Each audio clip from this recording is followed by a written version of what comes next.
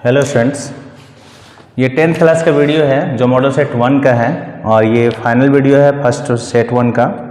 इसमें मैंने जो है इससे पहले मैंने 2 वीडियो डाला था सेट 1 का ही, जो एक अति लघु उत्तरीय प्रश्न का था और दूसरा था लघु उत्तरीय का। अब है तीसरा दीर्घ उत्तरीय का, जिसमें दीर्घ उत्तरीय में आपके 5 क्वेश्चन दिए हुए हैं। इन 5 क्वेश्चन में से आप लोगों को 3 क्वेश्चन का जवाब देना है।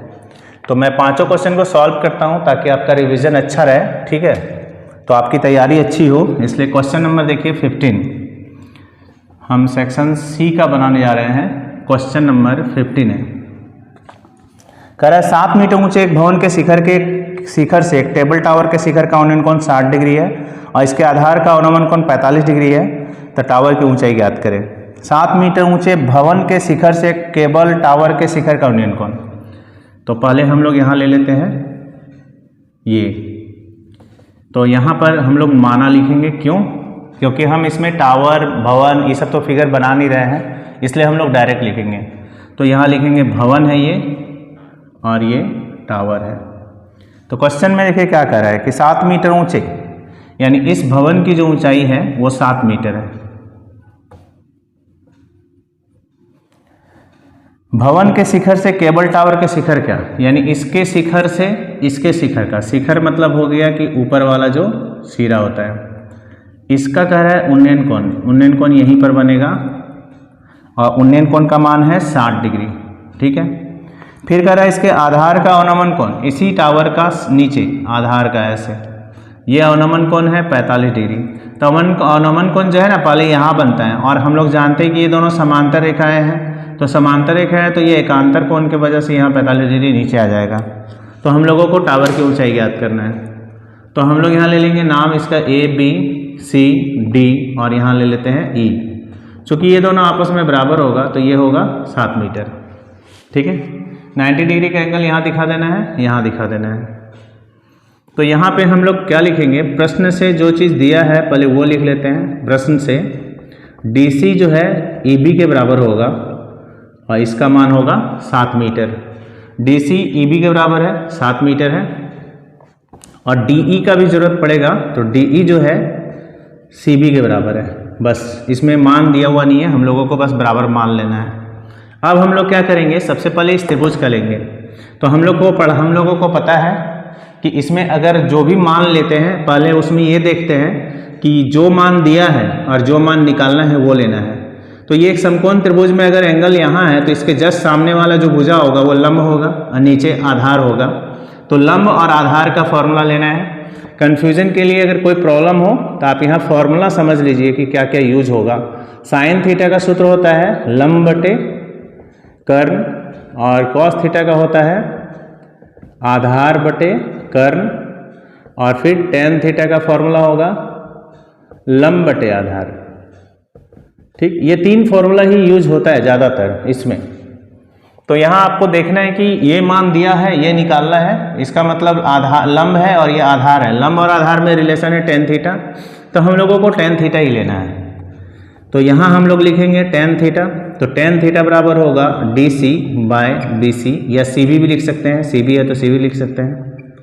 अब टेन कितना डिग्री है, टेन 45 डिग्री। DC हमारे पास दिया हुआ है 7, CB नहीं है। अब टेन 45 डिग्री का मान देखिए कितना है। चूँकि हम लोग जान रहे हैं कि टेन 45 डिग्री का मान 1 होता है, तो अब हम लोग मान रख देंगे 1 और यहाँ हो जाएगा 7 बाय CB बाय 1, मान हो गया 7 मीटर। अब चूँकि हम जान रहे हैं DE हम जान रहे हैं किसके बराबर है, CB के बराबर, तो दोनों का मान हो गया 7 मीटर। अब समकोण त्रिभुज हम लोग ले लेंगे AED। अब समकोण त्रिभुज AED में लेंगे। तो AED में देखिए फिर से समझिए, यहाँ पे अभी हम निकाले तो ये 7 निकला और ये भी 7 आ गया, तो ये दिया है, ये निकालना हम लोगों को, तब नहीं दोनों को जोड़ करके हम टावर की ऊंचाई याद कर लेंगे। टावर आपको याद रखना है कि यहाँ से ले करके यहाँ तक टावर है तो हम लोगों को यही निकालना है, ठीक है। हम लोग को ये निकालेंगे तो ये दोनों जोड़ करके हमारा टावर का ऊंचाई निकल जाएगा। तो सबसे पहले हम लोग फिर वही आधार और लंब है तो टेन थीटा फिर लेना है, तो फिर लेंगे हम लोग टेन थीटा तो टेन थीटा बराबर होगा ए ई बाय ई डी। फिर लिखेंगे टेन कितना 60 डिग्री।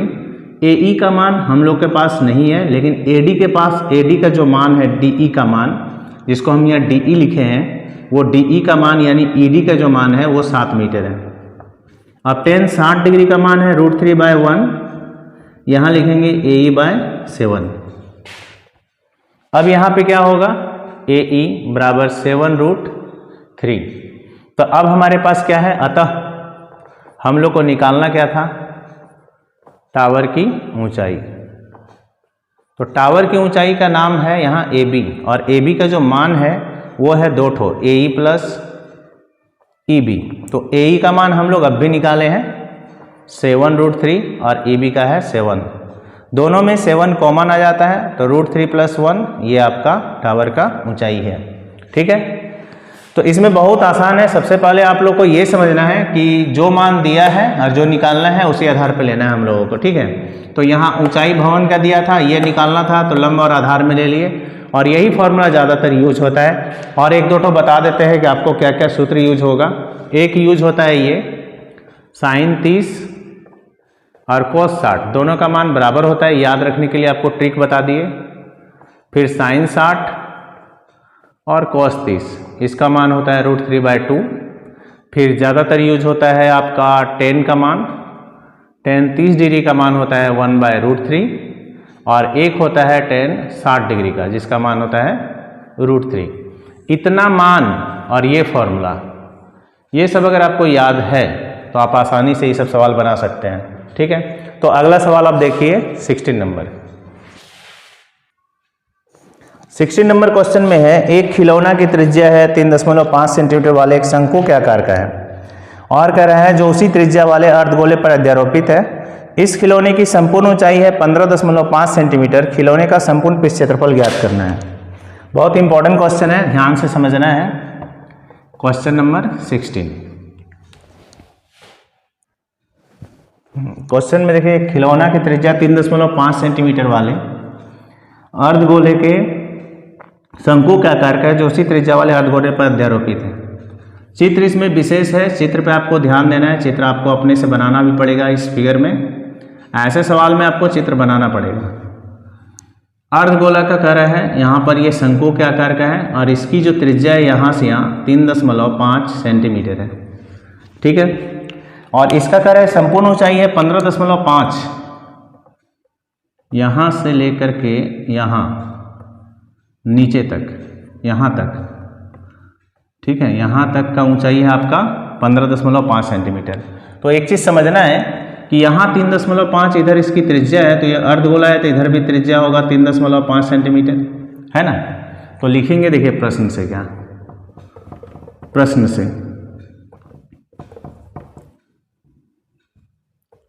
क्योंकि शंकु एवं अर्धगोला, शंकु और अर्धगोला एक दूसरे पर अध्यारोपित है।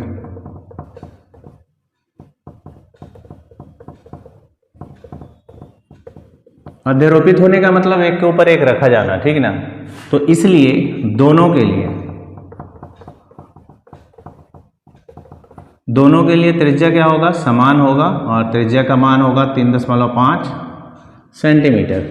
लेकिन शंकु के लिए एक चीज़ है, शंकु के लिए ऊंचाई निकालना है, और यहाँ दिया हुआ है संपूर्ण ऊंचाई। संपूर्ण ऊंचाई दिया हुआ है कितना, संपूर्ण ऊंचाई का मान दिया हुआ है 15.5 सेंटीमीटर। तो शंक्वाकार भाग की ऊंचाई, तो शंक्वाकार भाग की जो ऊंचाई है वो 15.5 में घटा देंगे 3. देखिए पूरा में ये माइनस हो जाएगा, तो केवल शंकु का ये हाइट बचेगा h। तो h का मान हो जाएगा 5, 0, 15 में 3 गया 12, यानी 12 सेंटीमीटर। और क्वेश्चन में आप लोग को निकालना क्या है, 16 नंबर क्वेश्चन में बोल रहा है संपूर्ण पृष्ठ क्षेत्रफल। पृष्ठीय क्षेत्रफल के लिए L चाहिए, और हमारे पास यहाँ पर L नहीं है, तो L निकालना पड़ेगा इसका। ठीक है, तो अब हम लोग निकालने वाले क्या है, L। फॉर्मूला होगा r² + h²।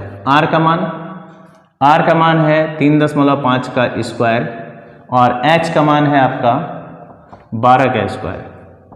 अब 35 का स्क्वायर हम लोग कर लेंगे, रफ कर लेंगे इसका। 5 5 3 15 1 16 3 5 15 3 3 9 1 10 5 25 5 3 15 और 2 यहाँ होता है 17 3 5 15 7 5 12 के 2 और 1 1 2 12 25।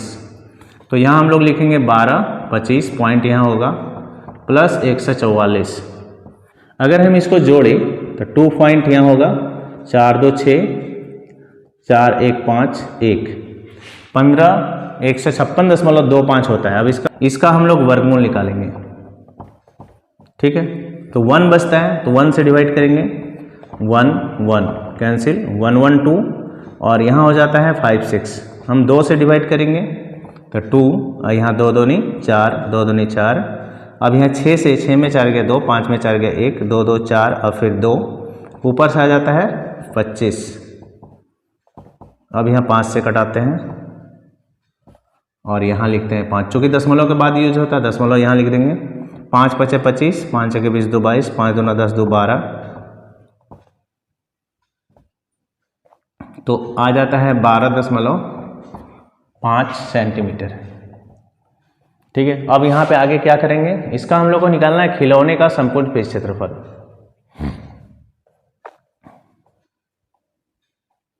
संपूर्ण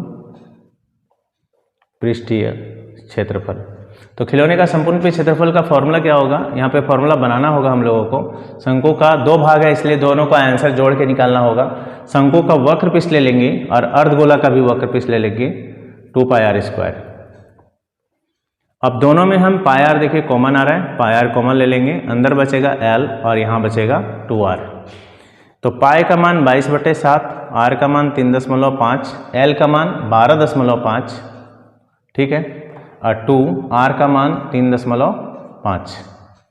यहाँ दशमलव हटाते हैं तो 7 से 5 बार में, 5 से 2 बार में, 2 से 11 बार में 11 होता है 12.5 और इसको गुना करेंगे 7.0। यहाँ हो जाएगा 19.5, 11 5 55 हाथ मेरा 5, 11 9 99, 5 104 हाथ मेरा 10, 11 1 11 10 21, तो 2 से 14.5 सेंटीमीटर स्क्वायर। 11 5 55 के 5 हाथ मेरा 5, 11 9 99 100 104 हाथ मेरा 10, 11 1 10 21, ठीक है। इस तरह से आपका कंप्लीट हो गया। तो यहाँ याद रखना है आपको कि ये वाला जो है ये आपका रफ कार्य है, आपको क्वेश्चन के बीच में नहीं बनाना है। आंसर सॉल्व करते समय इसको आप साइड में बना सकते हैं या आपका पेज के पीछे जो रफ पेज होगा रफ कार्य के लिए दिया रहता है उस जगह आप बनाइए। ये आपको सिखाने के लिए हम यहाँ बना दिए। 17 नंबर में है एक ठोस एक अर्धगोले पर खड़े एक शंकु का आकार का है जिसकी त्रिज्या 1 सेंटीमीटर है और शंकु की ऊंचाई उसकी त्रिज्या के बराबर है। इस ठोस का आयतन पाई के पदों में ज्ञात करें। क्वेश्चन नंबर 17 बहुत इंपॉर्टेंट है। कह रहा है एक ठोस एक अर्धगोले पर खड़े शंकु का आकार का, सेम फिगर जो अभी बनाए थे हम।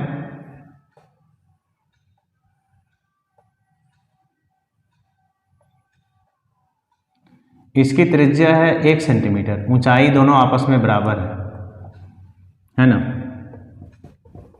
प्रश्न से शंकु की ऊंचाई बराबर त्रिज्या यानी h बराबर r और दोनों का मान दिया है 1 सेंटीमीटर। अब हम लोग को निकालना क्या है, कह रहा है इस ठोस का आयतन निकालना है पाई के पदों में, तो दोनों का आयतन निकालना है, ठीक है। तो लिखेंगे ठोस का आयतन, ठीक। तो ठोस का आयतन क्या होगा, शंकु का आयतन, शंकु का आयतन प्लस अर्धगोला का आयतन, ठीक है। शंकु का आयतन का फॉर्मूला होता है 1/3 पाई r स्क्वायर h, अर्धगोला का होता है 2/3 पाई r क्यूब।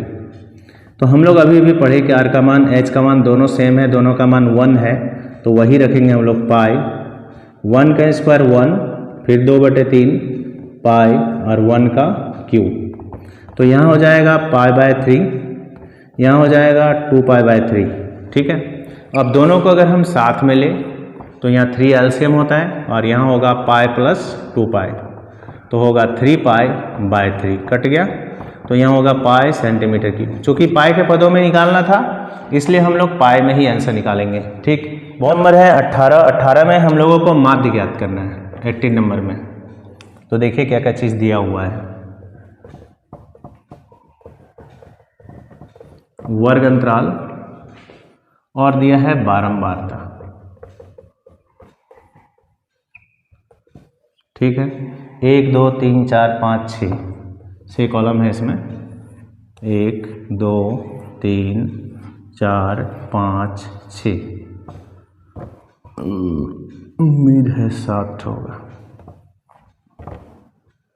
क्या क्या दिया देखिए, 0 से दिया है 10, 10 से 20, ऐसे करके दिया हुआ आपका 50 से 60 तक, 20 से 30, 30 से 40, 40 से 50, 50 से 60, बस इतना ही है। ठीक है, बारंबारता दिया है 5 दिया है, 8 दिया है, 10 दिया है, फिर है 3 8 6, ये दिया हुआ है।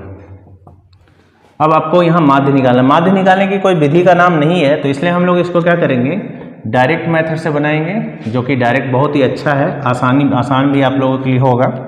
तो देखिए कैसे बनाते हैं।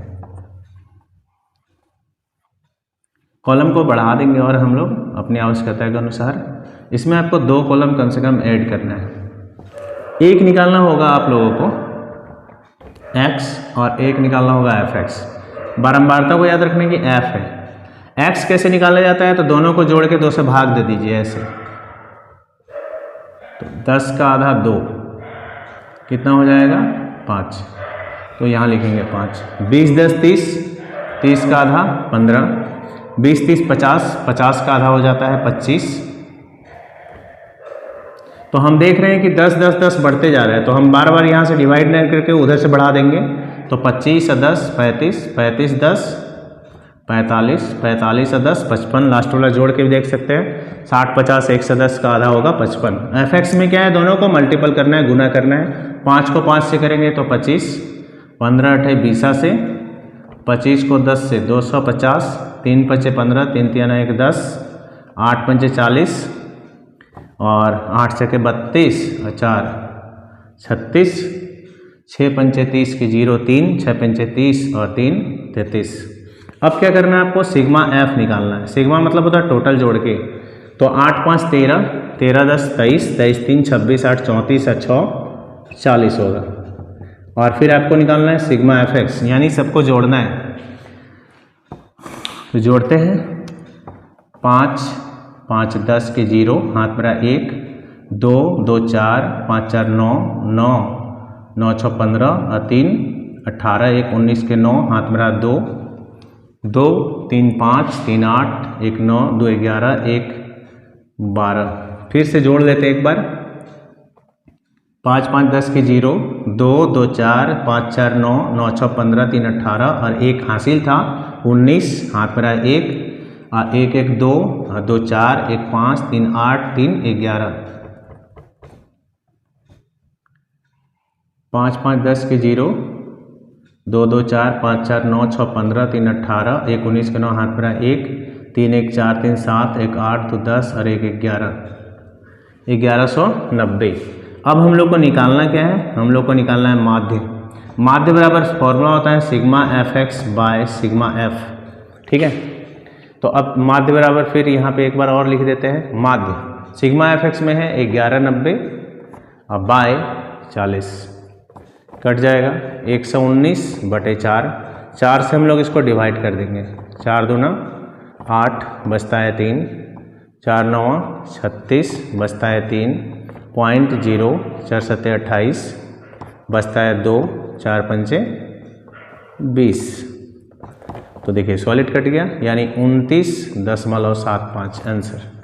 ठीक है, तो ये आपका 18 नंबर कंप्लीट। 19 में माध्य का ज्ञात करना है, तो कैसे ज्ञात करते हैं, सबसे पहले वर्ग अंतराल लिखते हैं जो कि दिया हुआ है। वर्ग अंतराल है, बारंबारता है। वर्ग अंतराल है 10 से 25, 25 से है 40, 40 से 55 और 55 से 70, 70 से 85 और 85 से 100।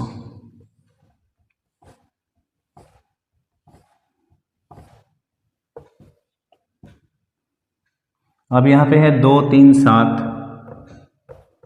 2 3 7 6 6 6 इस तरह से, ठीक है।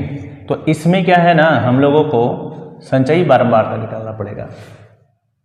और संचयी बारंबारता मतलब CF, उसको CF शॉर्ट्स, जैसे F का ये कम्यूटेटिव फ्रीक्वेंसी इसको बोलते हैं। तो यहाँ लिखेंगे हम लोग संचयी बारंबारता, जिसको हम लोग शॉर्ट में CF लिखेंगे।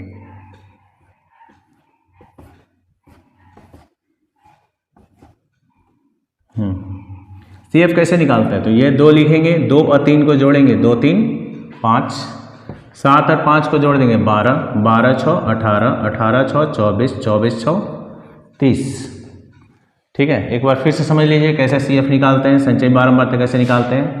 ये 2 यहाँ का यहाँ आ जाएगा, फिर 2 को इसके साथ प्लस करना है जो यहाँ है। तो 2 3 5, 5 7 12, 12 6 18, 18 6 24, 24 6 30, और इसको जोड़ के देखना है कि ये 30 आता है कि नहीं, तब जाके समझिएगा आपका सही है। तो 2 3 5 7 12, 12 6 18 6 24 6 30। अब आपको निकालना क्या है, आपको निकालना है माध्यिका।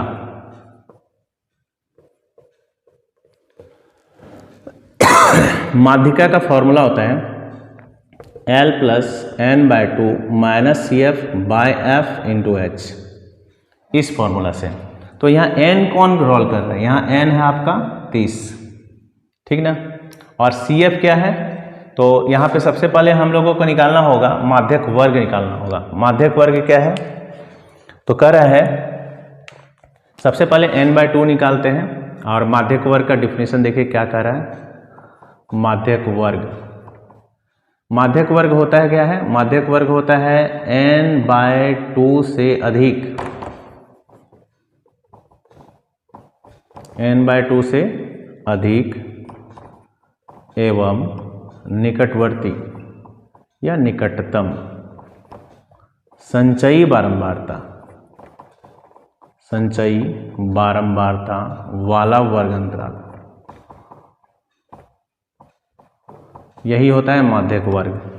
तो n/2 पहले निकाल लेते हैं, n/2 यानी 30/2, 2 से कितना हो गया 15, 15 से अधिक, 15 से अधिक संचयी बारंबारता देखिए किसका है, 15 से अधिक है 18, ये निकटतम भी है, तो ये इसका हो गया माध्यक वर्ग। अतः माध्यक वर्ग हो जाएगा 55 से 70। याद रहेगा, सबसे पहले क्या बोले कि हम लोग जो सिग्मा F निकालते थे वही n का काम करेगा, ये n हो गया। तो n/2 निकालना है 15 और माध्यक वर्ग चुनना है आपको। माध्यक वर्ग बहुत इंपॉर्टेंट होता है। तो माध्यक वर्ग का फॉर्मूला क्या होता है कि n/2 से अधिक और निकटवर्ती संचयी बारंबारता, जो संचयी बारंबारता वाला जो वर्ग अंतराल होगा वही वर्ग अंतराल कहलाएगा माध्यक वर्ग। तो n/2 हम लोग कटाए तो 15 निकला, 15 से अधिक 18 है और 18 का वर्ग अंतराल है 55 से 70, यही आपका माध्यक वर्ग है। अब यहाँ पे निकाल लेंगे हम लोग L। L क्या है, माध्यक वर्ग की निम्न सीमा, ये ठीक। फिर निकाल लेंगे H, इन दोनों का गैप कितना है, 10 में 5 गया 5, 6 में 5 गया 1, 15 का गैप है, तो आपको यहाँ H का मान 15 लेना है। फिर CF क्या है, तो माध्यक वर्ग से ठीक पहले वाले वर्ग की संचयी बारंबारता, माध्यक वर्ग से ठीक पहले वाला कौन है, माध्यक वर्ग से ठीक पहले वाला है 12, तो ये आपका हो गया 12 CF। और F क्या है, माध्यक वर्ग की बारंबारता, तो माध्यक वर्ग की बारंबारता ये है, यानी ये ले लेना है आपको 6, ठीक है। अब हम लोगों को सूत्र रखना है, जो सूत्र है माध्यक बराबर, तो L + n/2 - CF/F × H। तो L का मान 55, n/2 हो गया 15, ठीक है, और CF का मान हम लोग ले लेंगे कितना 12, और F का मान ले लेंगे 6, और h का मान हो जाएगा 15। तो अब यहाँ लेते हैं हम लोग 55 प्लस 15 में 12 गया, 3/6 और गुना 15, 3 दूना 6, 55 और यहाँ 15/2। फिर हम लोग लिखेंगे यहाँ 55, 15 को 2 से भाग देंगे तो 7.5, 55 और 7 62.5। ठीक है।